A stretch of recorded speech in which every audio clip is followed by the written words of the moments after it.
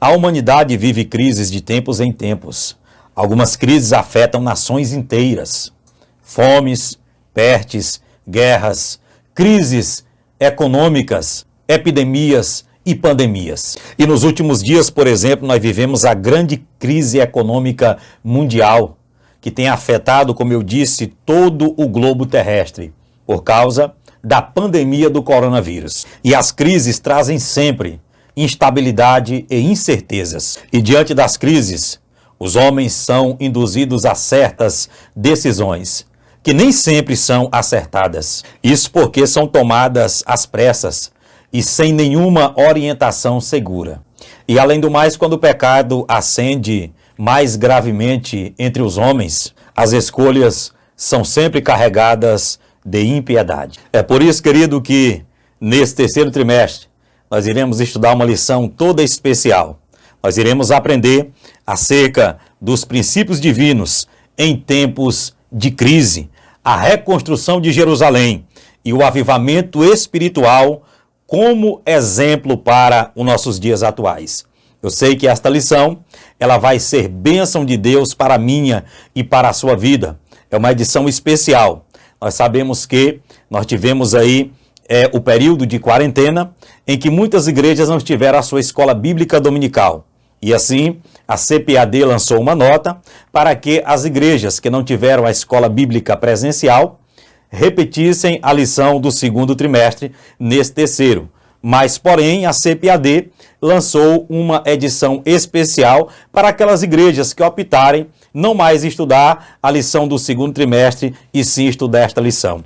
E eu quero dizer que o tema desta lição nunca foi tão atual como para os dias odiernos em que nós estamos vivendo esta grande crise mundial devido à pandemia do coronavírus que tem assolado a estabilidade de muitas nações. E esta edição especial ela foi comentada pelo pastor Eurico Bagster, ainda nos anos de 1993, um pastor profícuo que muito contribuiu com seus comentários para a Igreja do Deus Vivo, sendo eles publicados pela Casa Publicadora da Assembleia de Deus, a CPAD, chegando a ser 35 volumes, comentários que o pastor Eurico Bagster, ele contribuiu para as nossas vidas, para o nosso crescimento, não só na sua geração, mas também na posteridade, como nos nossos dias atuais, queremos entender verdades maravilhosas e eternas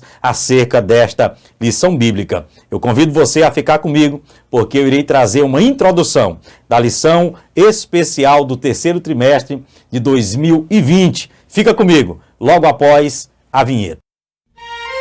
Momento da Escola Bíblica Dominical. Meus irmãos, a paz do Senhor Jesus, sejam todos bem-vindos mais uma vez ao meu canal. Eu sou o presbítero Luciano Silva, obreiro da Igreja Evangélica Assembleia de Deus em Laranjal do Jari. E estamos aqui para trazer mais um subsídio, um auxílio da lição bíblica da escola dominical. Nesta feita nós iremos estar comentando o terceiro trimestre do ano de 2020. Uma edição especial, como eu já introduzi aos irmãos, que foi comentada no ano de 1993 pelo pastor Eurico Bagster, que de fato contribuiu de uma forma tremenda e especial para a igreja. Nós vamos entender que esta lição é atualíssima. Eu costumo dizer, pregar e ensinar que a Bíblia Sagrada é mais atual do que o jornal que vai ser lançado amanhã. Então, o que nós vamos entender nesse trimestre, iniciando por esta lição, é Bíblia. E com certeza, tudo que vai ser exaurido, extraído, a hermenêutica, a exegese que nós vamos fazer do texto bíblico vai trazer edificação para as nossas vidas neste presente século. Nós iremos estar estudando o tema geral, os princípios divinos em tempos de crise, a reconstrução de Jerusalém e o avivamento espiritual como exemplo para os nossos dias.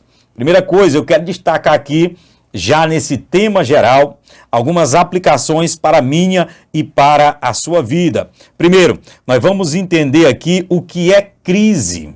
A palavra crise vem do grego crisis, que significa sentença, juízo, período de desordem e perigo. Logo, nós entendemos que a crise ela é uma mediadora entre um tempo de bonança que se passou e um tempo de bonança que está por vir.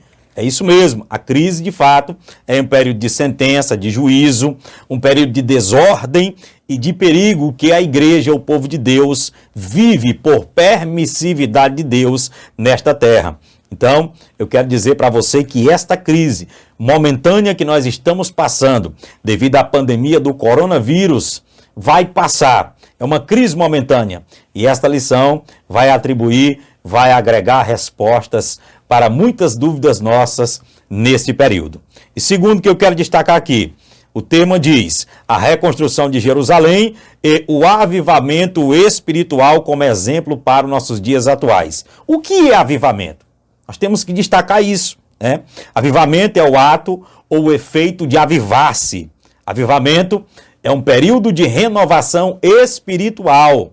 Avivamento é reforço da fé em Deus pelos cristãos. Amém? Eu já quero profetizar na minha e na sua vida que depois deste período de crise, nós iremos viver um tempo de grande avivamento em nossas vidas, em nossas igrejas. Um período de renovação espiritual. Então, querido, fica comigo, nós vamos adentrar na lição, eu vou extrair aqui algumas aplicações, observar aqui os pontos principais para trazer de fato um ensinamento prático e objetivo para você, professor da escola bíblica, para você superintendente e para você aluno que acompanha o meu canal. Lição de número 1, Daniel ora por um despertamento. Olha só, nós vamos começar por esse período da história, porque este momento da oração de Daniel linka com a libertação do povo que estava no cativeiro outrora babilônico, agora um cativeiro medo-persa, porque a Babilônia foi sucumbida pela Pérsia anos depois. Então nós vamos entender que Daniel, ele tem uma participação fundamental nesse tempo de reconstrução e de avivamento da nação de Israel. Então presta atenção, Daniel ora por um despertamento. O que é despertamento? Vamos extrair o ensino desta palavra. Despertamento é o ato, é o efeito de despertar, segundo o dicionário, que significa fazer nascer, que significa trazer a existência. Logo, nós aprendemos que depois do período do exílio, que durou 70 anos, que fora profetizado pelo profeta Jeremias, nós vamos entender isso hoje na lição. O povo de Deus, eles foram despertados para um renascimento, uma nova vida, um avivamento espiritual na presença de Deus. Amém? Quantos crentes, quantas igrejas neste presente século estão precisando de um despertamento em suas vidas? Estão precisando deste avivamento, desta renovação espiritual. Eu espero que esta lição venha atribuir bênção para a sua vida, que você venha ser abençoado durante todo esse trimestre e que esta palavra venha trazer um renovo espiritual para mim e para você que está aí do outro lado. Então vamos lá, o textuário diz: confessai as vossas culpas uns aos outros e orai uns pelos outros, para que sarareis. A oração feita por um justo pode muito em seus efeitos. Carta Universal do Apóstolo Tiago, capítulo 5, versículo 16. Por que que o comentarista, ele colocou este versículo? Nós vamos entender que diz muito, certo? Tem muito a dizer com o momento, com a atitude de Daniel em sua oração. Primeiramente, Tiago diz aqui: orai uns pelos outros. Ou seja, Daniel, ele vai dobrar os joelhos e vai interceder pela nação de Israel. É oração intercessória. Ele se preocupou com a dor dos seus compatriotas, com o estado que estava a sua nação. Então nós vamos entender outra coisa aqui no textuário que ele diz: para que sarareis? A oração feita por um justo pode muito em seus efeitos. Daniel era justo diante de Deus. Daniel era um homem íntegro, um homem que assentou no seu coração, como está no capítulo 1, verso 8 do seu livro, não se contaminar com os manjares do rei. Ele resolveu obedecer a Deus e não se contaminar com aquilo que era impuro. Ou seja, Daniel era um homem justo diante de Deus. E a oração de um justo, ela é atendida por Deus. Entenda isso, que nós aprendemos aqui que Daniel, ele era um intercessor e ao mesmo tempo Daniel era alguém que tinha respaldo diante do Deus ao qual ele servia. Nós vamos aprender hoje que Daniel tinha experiência na oração. Daniel era forjado na oração. Daniel, ele orava 3 vezes ao dia. Daniel era homem de oração. Daniel era conhecido no céu porque dobrava o seu joelho na terra e conversava com o Deus que está nos céus. E o Deus que está nos céus movia o seu braço forte em prol do seu povo por causa da oração de Daniel. Então vamos entender o que diz a verdade prática. O crente dedicado à oração pode exercer influência no céu, na terra e até contra os poderes malignos. Querido, uma coisa que nós aprendemos aqui, que deixa bem clara a verdade prática, é que o crente dedicado à oração, alguém que ora, alguém que tem uma vida piedosa, diária de oração, como tinha Daniel. Daniel, ele tinha influência no céu, na terra e até contra os poderes malignos. Nós acabamos de estudar a lição 13 da Escola Bíblica e aprendemos sobre batalha espiritual. E entendemos que a oração do crente é o meio de acesso à armadura e ao qual mantém a armadura lubrificada na peleja, que nós acessamos os céus, as regiões celestiais, através da oração. Então nós entendemos que a oração feita por um justo, ela move céus e terra em favor do povo de Deus. Aleluia! Eu creio que você que está aí do outro lado, talvez esteja enfrentando uma luta tremenda, uma batalha espiritual. Eu quero dizer para você que esta batalha não pode ser travada aqui na terra, neste ambiente físico. Eleve esta batalha às regiões celestiais. Faça conexão com os céus, que Deus vai mover o seu braço forte ao teu favor aqui na terra. Eu aprendo que Daniel tinha tanta intimidade com Deus. Daniel era dedicado à oração, era costumeiro, certo? E Deus, ele se sentia influenciado através da oração de Daniel. Ou seja, Daniel movia os céus quando ele orava em favor da terra. Muito bem, querida, a nossa leitura bíblica em classe está no livro de Daniel, no capítulo 9, do verso 1 ao 3, capítulo 6, versículo 10, capítulo 2, versículo 17 ao 19, e no livro de Esdras, capítulo 1, do versículo 1 ao 5. Com isso, nós vamos agora adentrar nos seus tópicos e subtópicos da lição e vamos entender lições preciosas e aplicáveis para a nossa vida. E a introdução diz: os crentes fiéis brilham como a luz e resplandecem no meio de uma geração corrompida e perversa. Assim era Daniel, quando no ano de 606 a.C. foi levado cativo para a Babilônia. Era ainda muito jovem, tinha cerca de 15 anos. Muitos anos depois, Daniel gozava de elevado conceito no reino da Babilônia. Quando nós estudamos o livro de Daniel, nós vamos aprender que o livro de Daniel, ele cobre 2 governos, 2 reinos, né? A Babilônia e o reino Medo-Persa. E também cobre 4 reis. São eles Nabucodonosor, Belsazar, Dário e o rei Ciro. E quando nós chegamos neste momento da história aqui, nós vamos aprender que Daniel, ele viveu cerca de 85 anos, certo? Foi a sua vida, 85 anos, e sendo 70 desses anos em Babilônia, fora da sua pátria. Quando nós estudamos o primeiro capítulo do livro de Daniel, nós vamos se deparar com a deportação de uma leva de judeus, inclusive Daniel, que fazia parte da classe que estava no palácio, alguém que era destacado, um jovem que estava sendo ensinado para estar nas mais altas posições da sua nação. Daniel é levado para a Babilônia muito novo, com seus 15 para 16, para 17 anos.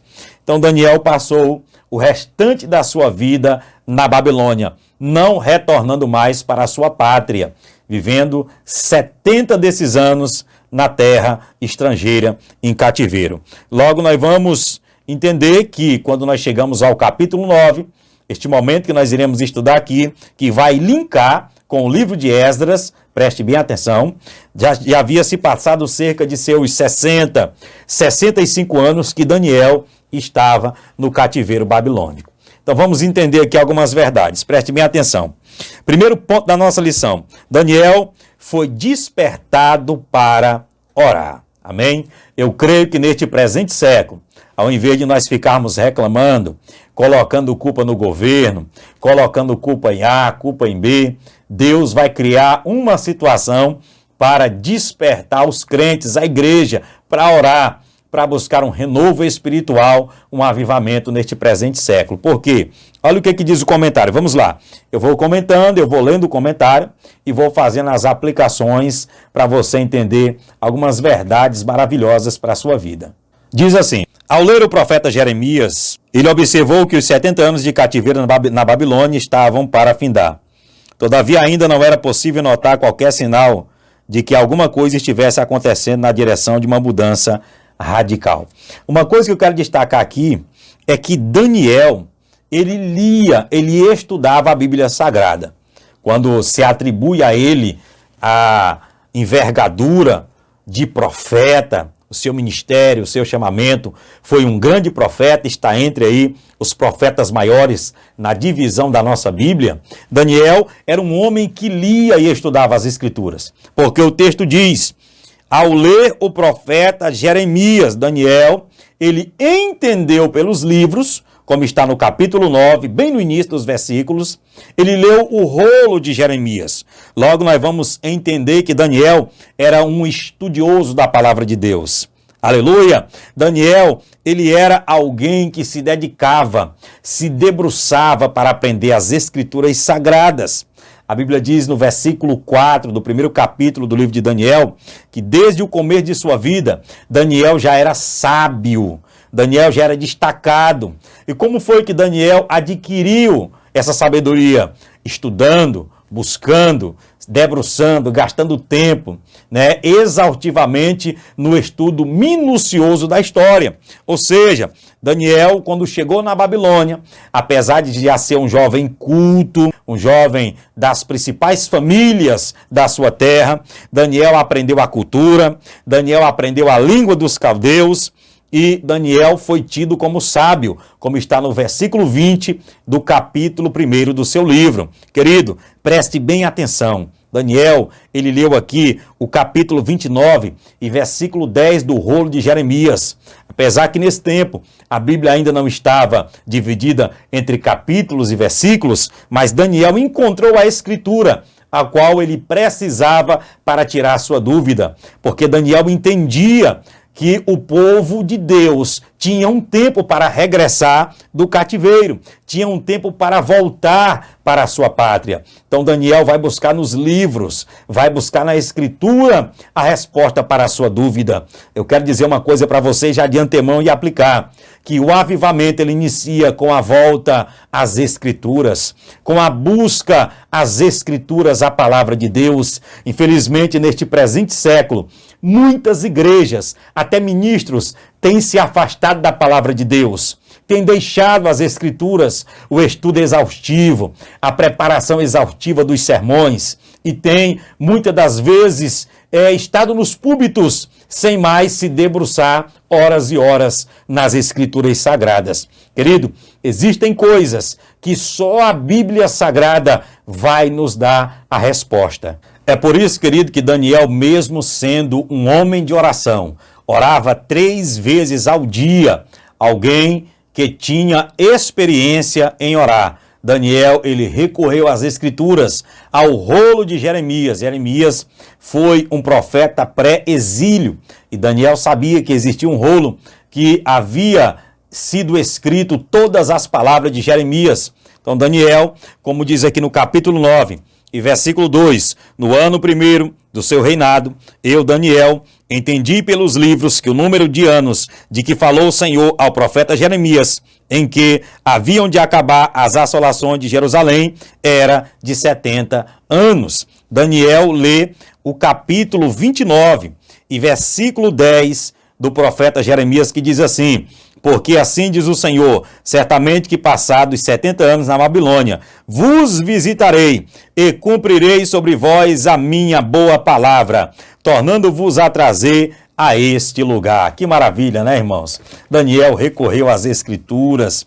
Nós temos que entender que a resposta para muitas dúvidas nossas, em tempo de crise, em tempo de adversidade, está nesta palavra. Nós precisamos rapidamente, urgentemente, retornar às Escrituras. Amar o estudo sistemático, amar falar com Deus, amar se debruçar sobre a palavra, gostar de ler, estudar a Bíblia, devem ser atitudes integrais na vida de um crente fiel. Ainda mais, você que é professor da escola bíblica, você que é superintendente, você que é líder de um departamento, que é dirigente de uma congregação, que é pastor de uma igreja, eu quero dizer com toda a propriedade que o avivamento começa com a busca nas Escrituras Sagradas. Aleluia!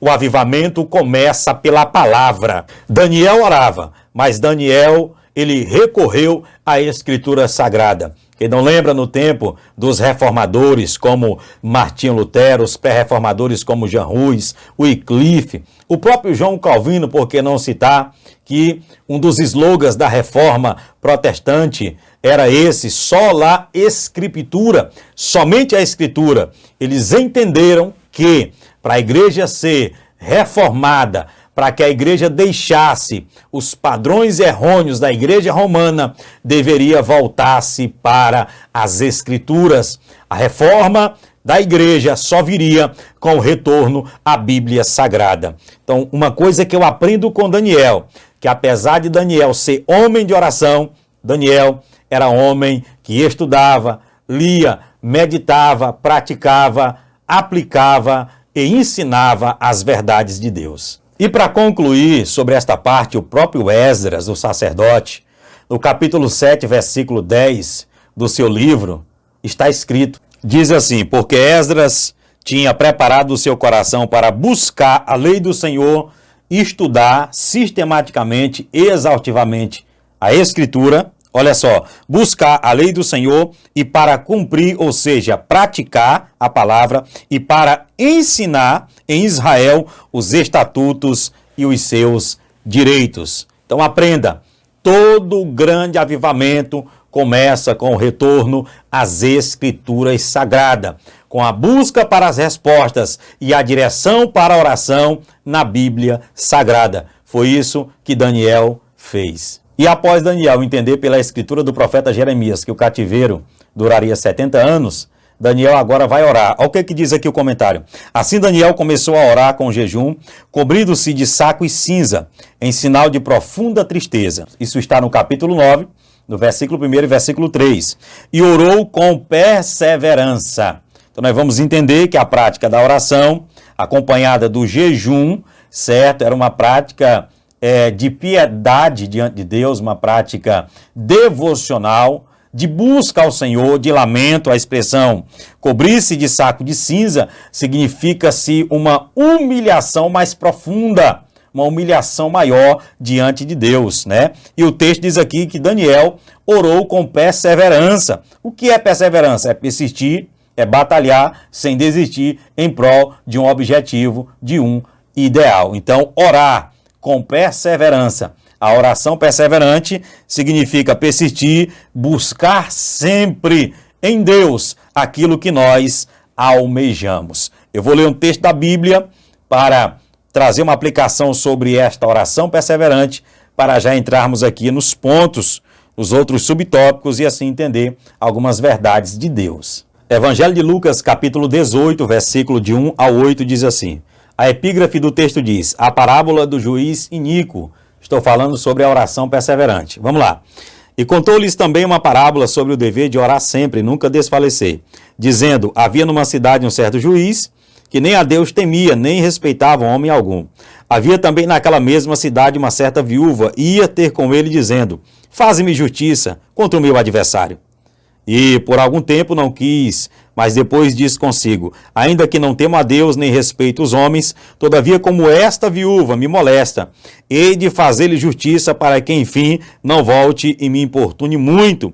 E disse o Senhor: ouvi o que diz o injusto juiz, e Deus não fará justiça aos seus escolhidos, que clamam a ele de dia e de noite, ainda que tardio para com eles? Digo-vos que depressa lhes fará justiça. Quando, porém, vier o Filho do Homem, porventura achará fé na terra? O que eu quero extrair aqui desta parábola é acerca da perseverança, da sua persistência. Daniel, ele foi perseverante. Muitas vezes você não tem alcançado seus objetivos em oração, porque você ora uma vez e não ora mais. Você não persevera no dia seguinte, na noite seguinte. Esta viúva aqui, ela perseguiu esse juiz para que ele julgasse a sua causa, uma situação que ela estava sendo pressionada. De antemão ele não quis atendê-la, mas nós entendemos pelo texto que ela insistiu, ela perseverou em ir atrás do juiz. E para que ela parasse de importunar, ele atendeu a sua necessidade. E Jesus diz assim: ainda mais se esse injusto juiz, ele teve a compaixão de atender essa pobre viúva, ainda mais Deus. O que é que Jesus ensina? Perseverem nos seus objetivos. Orem com perseverança. Ore uma noite, ore 2 noites, ore 3 noites, ore 4 noites. Busque a Deus com perseverança. Então Daniel, ele era perseverante. Daniel, ele buscava a resposta de Deus, até que visse ser aclarado assim a resposta da sua oração. Então continue orando. Talvez você tenha apresentado a Deus um objetivo, apresentado a Deus uma causa familiar, financeira, creia. Apresentado a Deus a sua nação, você liga a TV, só vê notícia ruim. É por isso que a única boa notícia que perdura é o Evangelho, né, que é pregado por nós. Continue perseverando em oração. Aprenda com Daniel, que Daniel foi perseverante e deu certo a sua persistência em buscar ao Senhor. Então vamos lá, querido. O primeiro subtópico aqui diz: Daniel vivia uma vida consagrada a Deus. O que nós aprendemos aqui é que Daniel, ele não se misturou com o paganismo aqui neste ponto. Lá no capítulo 1, versículo 8, o texto diz que Daniel assentou no seu coração não se contaminar com os manjares do rei. Esse texto, alguns teólogos dizem que é o texto áureo do livro de Daniel, capítulo 1, versículo 8, quando Daniel, jovem, chegou na Babilônia, mas ele não quis se misturar, ele não quis comer da comida do rei que, segundo a história, era oferecido a ídolos, e Daniel havia aprendido que aquela alimentação era indevida para um cristão. Então Daniel assentou no seu coração. A expressão assentar-se no seu coração, em algumas traduções, significa manter-se fiel a Deus, não se contaminar com aquilo que Deus abomina. Neste presente século, deixa eu lhe dizer uma coisa: a igreja atual, muitos cristãos precisam voltar urgentemente a ter posicionamento diante dos manjares do mundo. Felizmente, Satanás, ele tem adentrado com muita coisa ruim nos lares, em igrejas, e muitos crentes já não têm mais posicionamento como Daniel tinha, uma vida consagrada a Deus. Amém? E aqui diz mais: Daniel é considerado como um exemplo e um modelo para os crentes de todos os tempos. Amém? Que venhamos ter Daniel como exemplo, que venhamos imitar esse ato de Daniel, que mesmo fora da sua pátria, mas o seu Deus estava encravado no seu coração. Querido, o verdadeiro crente não é crente só na igreja. É isso mesmo, ele é crente em casa, ele é crente na faculdade, ele é crente no trabalho. O seu posicionamento, a sua vida consagrada a Deus não muda de acordo com o ambiente. Ele se torna influenciador de vidas. Muito bem, querido, vamos para o segundo subtópico que diz: a estatura espiritual de Daniel capacitava-o para enfrentar verdadeiros combates em oração. Muitos crentes não conseguem servir de ajuda decisiva com as suas orações, porque nunca chegaram a experimentar o que significa combater em oração. Preste bem atenção. O que significa perseverar firmemente em oração. Somente visitam de vez em quando o culto de oração. Preste bem atenção. Muitos crentes hoje não gostam de orar. Você vê que as reuniões de oração aí na sua igreja é o momento em que menos crentes, menos irmãos se fazem presente no culto, né? Porque muitos crentes não gostam do culto de oração. Eles gostam daquele culto que chamam de avivado, né? Porque confundem movimento com avivamento e acabam visitando de vez em quando aí os verdadeiros cultos de oração. Está escasso hoje, mas eu aprendo uma coisa. Quando Pedro e João, a Bíblia diz que Pedro e João subiam juntos ao templo para orar, nós perguntamos, cadê os outros 10? Não eram 12 apóstolos? Por que o texto não diz que os 12 subiam lá em Atos 3? Porque o ministério da oração é para a minoria. É isso mesmo. Aí você diga, irmão Luciano, aqui na minha igreja, só ora eu, mais outro irmão e mais outro irmão. Eu, particularmente, na minha carreira ministerial, como líder de congregação, dirigi muitos trabalhos de oração com pouquíssimas pessoas, certo? Mas eu quero dizer para você que se você é um desses poucos, se você faz parte desta minoria, Deus conta com você, porque é através desta minoria que Deus inicia um grande avivamento. Aleluia! Aí no seu bairro, na sua casa e na sua igreja local. Então persevere, não pare porque os demais não vão à reunião de oração. Continue indo, porque através da tua vida, Deus vai despertar para um grande avivamento a tua igreja. Então entenda, preste bem atenção. Daniel, porém, tinha por hábito orar 3 vezes ao dia. Capítulo 6, verso 10 de Daniel. Quando sua própria vida, bem como a de seus amigos e a de todos os sábios da Babilônia, estava em perigo, Daniel alcançou o livramento e a vitória através da oração. Eu quero dizer para você que quem ora, ele obtém livramento e obtém vitória. Muitas pessoas querem vitória, mas não querem guerrear no campo da oração. Eu quero dizer para você que quando você ora, Deus ele trabalha com seus santos anjos em prol da tua casa, do teu ministério, da tua vida e desfaz todo o plano diabólico. É isso mesmo. Satanás ele não descansa nas suas câmaras. Ele trabalha 24 horas para nos fazer cair. E quando nós oramos, Deus desfaz todo o plano do inimigo. Coloca anjos para guerrear ao nosso favor. Então entenda, Daniel, ele, portanto, experimentou na sua vida, através da oração, livramento e vitórias. Então devemos orar para que venhamos atribuir vitória. Você diz assim, irmão Luciano, eu estou enfrentando uma luta grande. Então continua orando, porque é guerreando através da oração que você vai adquirir vitória. Olha só, Daniel era, portanto, experiente na vida de oração. Experiente. Tem gente que é experiente em tanta coisa, né? Só que ele não é experiente em oração. Que venhamos reter este ensinamento da vida de Daniel para nossas vidas. Que Daniel tinha relacionamento com Deus em oração de longas datas. Ele orava 3 vezes ao dia. Quanto tempo você tem tirado de oração para conversar com Deus? Não é aquela oração de dar bom dia para Deus, de agradecer pelo almoço, é aquele momento íntimo, é aquele quarto secreto, é aquilo que Jesus disse, entra no teu quarto, fecha a porta e ora ao teu Pai que está no céu, e Ele que está no céu vê aquilo que está oculto. O importante, o que me chama a atenção nesta fala de Jesus, é que Ele não diz que Deus ouve, Deus vê, porque Deus vê o coração daquele que ora constantemente diante dele. Então que venhamos atribuir o quê? Experiência na vida de oração, para fazer comunicação com os céus e assim Deus trabalhar ao nosso favor aqui na terra. E o terceiro subtópico diz, coincidindo com o período de oração de Daniel, profundas mudanças estavam para acontecer na Babilônia. Olha só, vamos ver agora os efeitos, o momento em que Daniel ora. Nós vamos ver Deus já começar a trabalhar. Depois que ele busca a resposta na palavra, ele vai orar, jejuar, ele vai se humilhar na presença de Deus e nós vamos ver agora o que passa a acontecer a partir deste momento. O reino da Babilônia estava em guerra contra os medos e persas. O rei da Babilônia era na época Nabonido. Nós vamos aprender que neste momento aqui da história, Nabonido estava na Arábia. Seu filho Belsazar, que era neto de Nabucodonosor, que era uma espécie de rei, regente, substituto do seu pai Nabonido, estava na capital, a cidade da Babilônia, cuidando dos assuntos administrativos do governo.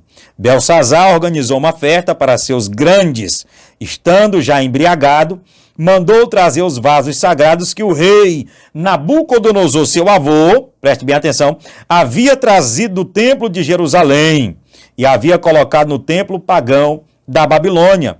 Ele e todos os seus convidados beberam vinho nestes vasos santos. Daniel capítulo 5, versículo 2 e 4. Nós vamos aprender que quando Nabucodonosor vai até Jerusalém, que invade o santo templo, ele furta esses vasos sagrados e coloca no templo na Babilônia.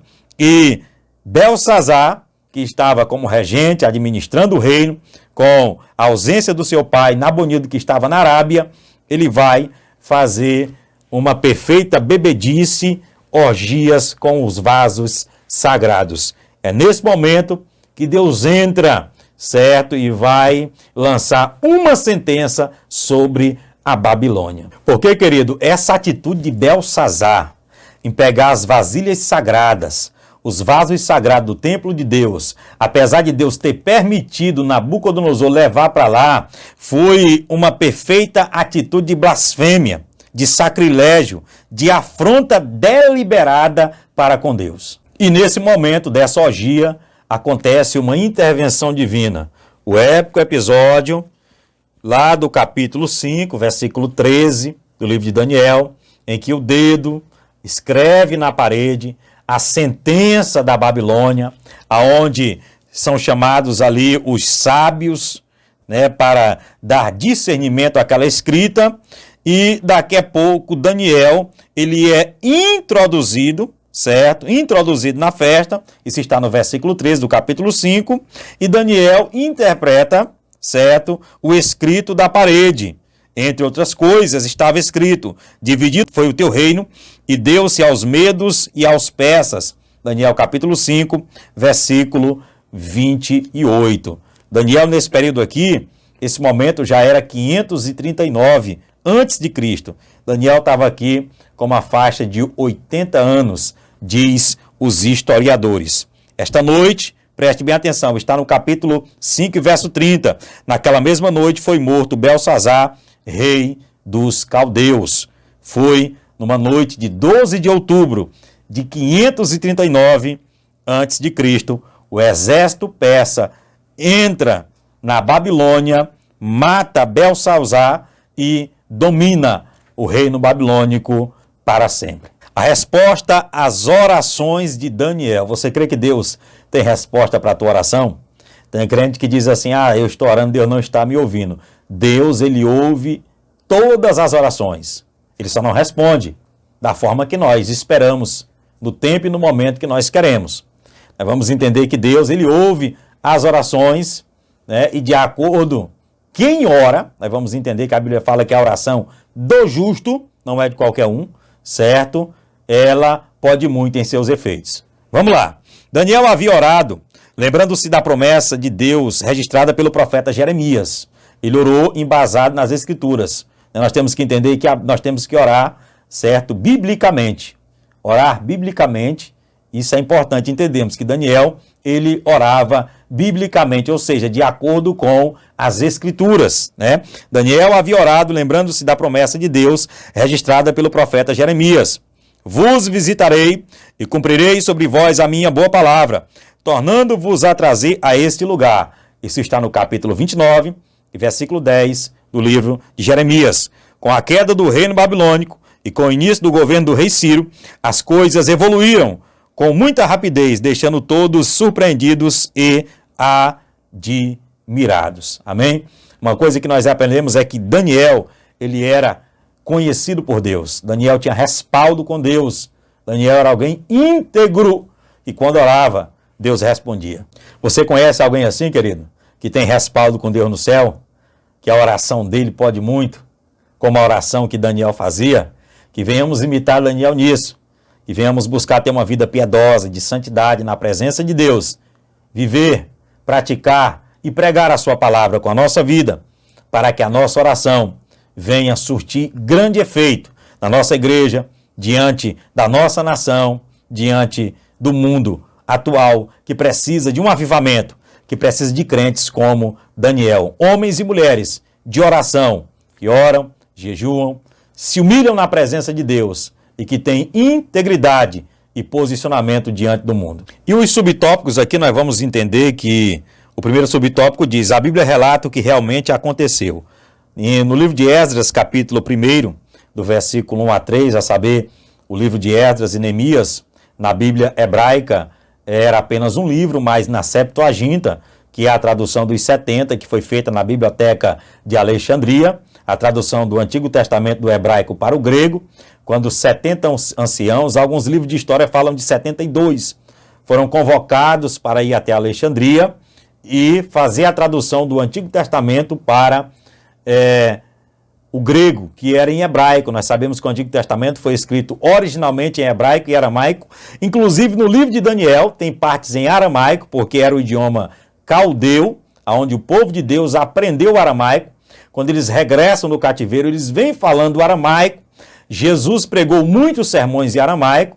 Logo nós aprendemos que aramaico se tornou a língua do povo na época de Jesus, o grego a língua do império e o hebraico era a língua do templo. Então logo nós vamos entender, certo, que o livro de Esdras era apenas um livro na Bíblia hebraica. Já na Septuaginta foi dividido Esdras e Neemias, mas os dois livros contam aí o regresso do cativeiro, a reconstrução do templo, das muralhas e a instauração do culto, da reforma religiosa, que foi feita também com a participação de Zorobabel. E com isso aqui nós notamos que no primeiro subtópico há uma referência de Esdras, capítulo 1, do versículo 1 ao 3, que diz: no primeiro ano de Ciro, rei da Pérsia, para que se cumprisse a palavra do Senhor, a palavra de Deus se cumpre, viu, irmão? Olha só, por boca de Jeremias despertou o Senhor o espírito de Ciro, rei da Pérsia, o qual fez passar pregão por todo o seu reino, como também por escrito, dizendo: assim diz Ciro, rei da Pérsia, o Senhor Deus dos céus me deu todos os reinos da terra, e ele me encarregou de lhe edificar uma casa em Jerusalém, que é em Judá, e edifique a casa do Senhor, Deus de Israel, ele é o Deus que habita em Jerusalém. E com isso a gente linka aqui com o segundo subtópico e diz: conforme esta declaração de Ciro, estava cumprida a promessa divina dada através do profeta Jeremias. Mas tudo foi, como diz a Bíblia, tudo muito mais abundante além daquilo que pedimos ou pensamos. Vejamos, pois, o que estava para acontecer. Primeiro, todos os judeus seriam liberados para voltarem a Judá, caso quisessem. Segunda coisa, receberam permissão para reedificar o templo. Terceira, todas as despesas da construção do templo poderiam ser tiradas dos tributos de além do rio. Amém? Então aqui nós entendemos que Deus vai usar Ciro, o qual foi o dominante da Babilônia, que era rei da Pérsia, para assim o povo regressar para o cativeiro. Mas vamos entender mais algumas verdades mais profundamente agora no terceiro tópico da lição, que diz: o terceiro tópico diz: o resultado de um despertamento proveniente de Deus. Despertou o Senhor o espírito do rei Ciro, Esdras, capítulo 1, verso 1. Talvez por meio de seu contato com Daniel, é que Ciro veio a conhecer a Deus e talvez até mesmo a adorasse. Ciro teve uma experiência pessoal com Deus no seu coração e passou a compreender as realidades de Deus que ele antes ignorava. Primeira coisa que eu quero destacar aqui é que Deus moveu o coração de Ciro em favor de Daniel e do seu povo. Olha o que diz em Provérbios capítulo 1, verso 1. Se encaixa bem nisso aqui. Como ribeiros de águas, assim é o coração do rei na mão do Senhor, que o inclina a todo o seu querer. Eu aprendo uma coisa, querido, que quando Deus chega o tempo de Ele me abençoar, de Ele te abençoar, Ele move o coração de quem Ele quiser ao nosso favor, ao favor da igreja, ao favor do povo de Deus. Nós devemos entender isso, que a nossa oração faz com que Deus mova o coração dos homens de autoridade, homens de posição como Ciro, em favor da nossa vida, em favor da nossa igreja local. Amém? Devemos confiar nisso, fazer conexão com os céus, para que os céus movam o coração dos homens a nosso favor aqui na terra. Talvez por meio de seu contato com Daniel, é que Ciro veio a conhecer a Deus, né? Ciro teve o seu coração aquecido, como eu posso citar aqui a expressão usada pelo fundador do metodismo, né, do pietismo, que era John Wesley, o homem do coração aquecido. Então Ciro teve o seu coração aquecido, talvez, olha só, por meio do seu contato com Daniel. Daniel era um influenciador de pessoas. Dá para entender? Que Daniel chegou a influenciar até o rei, até o coração do rei. Um verdadeiro cristão, ele é luz. Um verdadeiro cristão, ele é influenciador. E não é influenciado, né? Alguém que vai para a faculdade, alguém que vai para uma empresa e alguém fala assim, fulano desviou-se, fulano deixou-se levar, é porque não era um autêntico cristão. Devemos se reportar a esta posição de Daniel, a esta virtude boa do seu caráter, que Daniel influenciava as pessoas. Daniel era alguém que brilhava. Daniel era alguém que manifestava o Deus que ele orava, que ele professava diante das pessoas e provocava, como Ciro foi despertado a conhecer ao Deus de Daniel. Deixa eu fazer uma pergunta para você, querido. Você tem sido um influenciador de pessoas por onde você tem andado? Tem tornado o Deus que você serve conhecido na empresa, na faculdade? Você tem sido luz? As pessoas têm sentido desejo de conhecer o Deus que você serve? Há uma palavra que diz que existem muitos cristãos 007, ou seja, na faculdade, no trabalho, não há evidência de obras, de comportamento, de testemunho de que eles são servos de Deus. Então devemos aprender com Daniel, como diz aqui neste comentário, que Ciro teve contato com Daniel e esse contato fez com que Ciro viesse a conhecer a Deus, a ter o seu coração aquecido e direcionado por Deus. Ciro passou a ver a Deus como o Senhor dos céus. Esdras, capítulo 1, versículo 2. O grande rei Nabucodonosor demorou a aprender esta lição. Quem não lembra do episódio, que Nabucodonosor, por causa da sua soberba, teve que comer capim e ir para o campo. Nasceu em Nabucodonosor pelos, como de animais, para que ele, depois deste processo, passasse a reconhecer, certo, Deus como Senhor dos céus e da terra. Ciro não. Ciro logo teve uma experiência pessoal com Deus, teve o seu coração aquecido e passou a reconhecer Deus como o Criador dos céus e da terra. Olha só como profecia se cumpre. Olha só quando chega o tempo de Deus cumprir a promessa, Deus, ele muda o coração de alguém para abençoar o seu povo. Ciro teve uma experiência com Deus, que é santo. Os vasos sagrados haviam sido roubados do templo de Jerusalém por Nabucodonosor e guardados no templo pagão da Babilônia. Ciro era agora o responsável por eles, e mesmo sendo esses vasos muito valiosos, ele queria voluntariamente devolvê-los. Esdras, capítulo 1, do verso 7 ao 11. Preste bem atenção. Ciro voluntariamente quis devolver os vasos sagrados, né, que outrora foram furtados do templo por Nabucodonosor e usado em profanação, em blasfêmia pelo seu neto Belsazar. Olha só, espontaneamente, olha só o que a mudança do coração de uma pessoa provoca. Algo espontâneo. E aqui o comentarista ele vai citar Zaqueu, lá no capítulo 19, versículo 8 de Lucas, que ele quis devolver o que havia ganho com usura das pessoas, né? Então, a mudança, o novo nascimento, o trabalhar de Deus, do Espírito Santo na vida do homem, faz com que ele caia em si e voluntariamente ele venha se dispor a tentar consertar aquilo que ele fez no passado. Era isso que Zaqueu queria fazer. E Ciro voluntariamente, sendo agora detentor dos vasos sagrados, ele quis devolver. E tal atitude, querido, tanto de Ciro como de Zaqueu, traz evidência de uma mudança de coração. Ou seja, fé e obras. Se você tem fé em Deus, se você diz que é crente, certo? Você terá boas obras. É isso que nós aprendemos. Se Ciro realmente teve uma experiência com Deus, como Zaqueu também, certo? Agora eles manifestavam através de suas obras. Ou seja, Deus, ele vê a nossa fé, o nosso interior, mas os homens veem as nossas obras. Amém? Então que venhamos a cada dia agir voluntariamente com boas obras diante dos homens, e ter uma fé genuína, uma fé que é expressada em obras.